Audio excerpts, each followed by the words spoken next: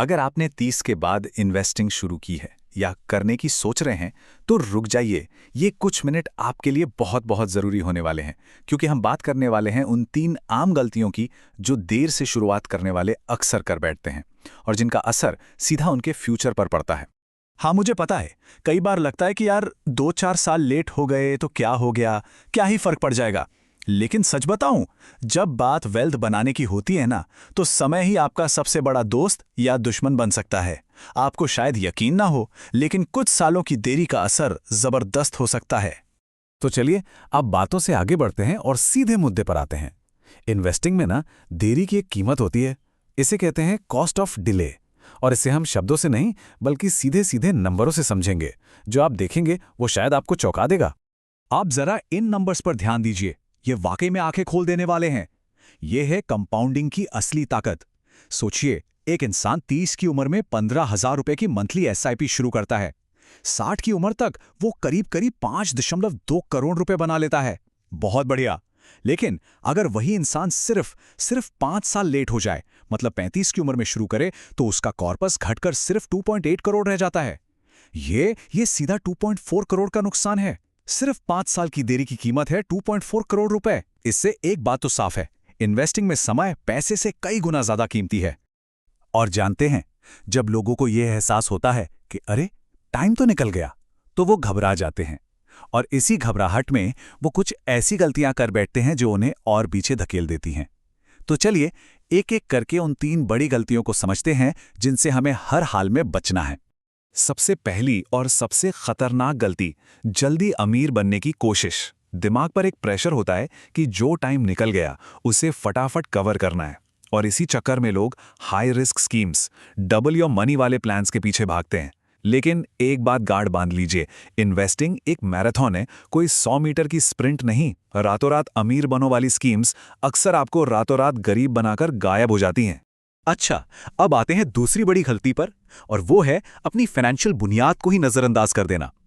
लोग सीधे इन्वेस्टिंग में कूद पड़ते हैं बिना सोचे समझे।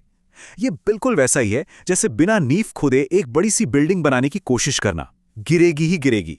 तो फिर सही तरीका क्या है? ये स्लाइड आपको वो सीढ़ी दिखाती है जिस पर हमें चढ़ना है। देखिए, इन्वेस्टिंग तीसरा स्टेप है, पहला नहीं। सबसे पहले स्टेप 1 है इंश्योरेंस, हेल्थ और टर्म। ये आपकी और आपकी फैमिली की शील्ड है। स्टेप 2 है इमरजेंसी फंड, कम से कम 6 महीने के खर्चे। ये आपका फाइनेंशियल पैराशूट है। मान लीजिए नौकरी चली गई या कोई मेडिकल इमरजेंसी आ गई, तो आपको अपनी इन्वेस्टमेंट तोड़ने की जरूरत नहीं पड़ेगी। जब ये दोनों चीजें अपनी जगह पर हों, तब आता है स्टेप 3 इन्वेस्टिंग। तीसरी गलती है गलत रिस्क लेना। और ये ना एक दो-धारी तलवार जैसी है। एक तरफ वो लोग हैं जो बिल्कुल रिस्क नहीं लेना चाहते। वो अपना पैसा ऐसी जगह रखते हैं जहां रिटर्न महंगाई को भी बीट नहीं कर पाता। मतलब उनका पैसा रखे रखे अपनी वैल्यू खो रहा है। और दूसरी तरफ वो लोग हैं जो घबराहट में बहुत ज्यादा रिस्क ले लेते हैं, और फिर मार्केट की एक छोटी सी गिरावट भी उनके पूरे पोर्टफोलियो को हिलाकर रख देती है। तो सवाल यह है कि सही रिस्क कैसे पता करें? वेल, इसके लिए एक बहुत ही सिंपल सा थंब रूल है, 100 माइनस आपकी उम्र। यह आपको एक अंदाजा देता है कि आपके पोर्टफोलियो का कितना % हिस्सा इक्विटी जैसे high growth high risk assets में होना चाहिए। जैसे अगर कोई 35 साल का है तो 100 माइनस 35 मतलब करीब 65% इक्विटी में डाल सकता है।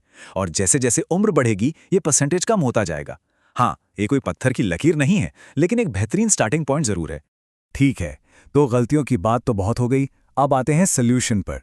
सबसे बड़ा सवाल तो यही है कि अगर किसी ने 35 की उम्र में शुरुआत की है, तो क्या अब भी एक बड़ा रिटायरमेंट कॉर्पस बनाना मुमकिन है? क्या गेम अभी भी हाथ में है? तो इसका जवाब है हाँ, बिल्कुल मुमकिन है। चलिए इस उदाहरण को ध्यान से देखते हैं। मान लीजिए लक्ष्य है 60 साल की उम्र तक 8.24 करोड़ रुपए जमा करना। अब आप कहेंगे ये तो बहुत बड़ा अमाउंट है। अगर कोई फिक्स्ड एसआईपी करता है तो उसे हर महीने करीब 60,000 रुपए डालने होंगे, जो शायद हर किसी के लिए मुमकिन न हो। लेकिन यहीं पर स्टेप अप एसआईपी का मैजिक काम आता है। आप सिर्फ 30,706 रुपए से शुरुआत कर सकते हैं, और फिर हर साल जैसे जैसे आपकी सैलरी बढ़ती है, आप अपनी एसआईपी को सिर्फ 10% बढ़ाते जाइए, और आप देखेंगे कि जो लक्ष्य नामुमकिन लग रहा था वो भी अचीवेबल हो जाता है। तो अब तक ये तो बिल्कुल साफ हो गया है कि देर जरूर हुई है, लेकिन अंधेर नहीं। गेम अभी भी बदला जा सकता है। तो चलिए सारी बातचीत को समेटकर एक सिंपल 4 स्टेप एक्शन प्लान बनाते हैं। एक ऐसा प्लान जिसे आज से अभी से शुरू किया जा सकता है। तो ये रहा आपका एक्शन प्लान, सिर्फ 4 कदम। नंबर 1, अपनी बुनियाद मजबूत करें। इमरजेंसी फंड और इंश्योरेंस सबसे पहले। नंबर 2, अपने रिस्क को समझें। वो 100 माइनस एज वाला रूल याद है ना, उसे इस्तेमाल करें। नंबर 3, आज ही एक SIP शुरू करें। रकम छोटी हो या बड़ी फर्क नहीं पड़ता, बस शुरू करें। और नंबर 4, अपनी SIP को हर साल स्टेप अप करें। हर साल बस 5 से 10% बढ़ाते जाएं। यकीन मानिए, ये छोटी सी आदत लॉन्ग रन में एक बहुत बड़ा डिफरेंस लाएगी। और आखिर में बस एक बात याद रखिएगा, अक्सर हम उस समय को लेकर परेशान होते हैं जो बीत चुका है, लेकिन असली ताकत उस समय में नहीं जो चला गया, बल्कि उस समय में है जो अभी भी आपके पास है। आपकी वेल्थ बनाने का सबसे बड़ा हथियार आपका पैसा नहीं, बल्कि आपका बचा हुआ टाइम है। सवाल सिर्फ एक है, आप इसका इस्तेमाल कैसे करेंगे?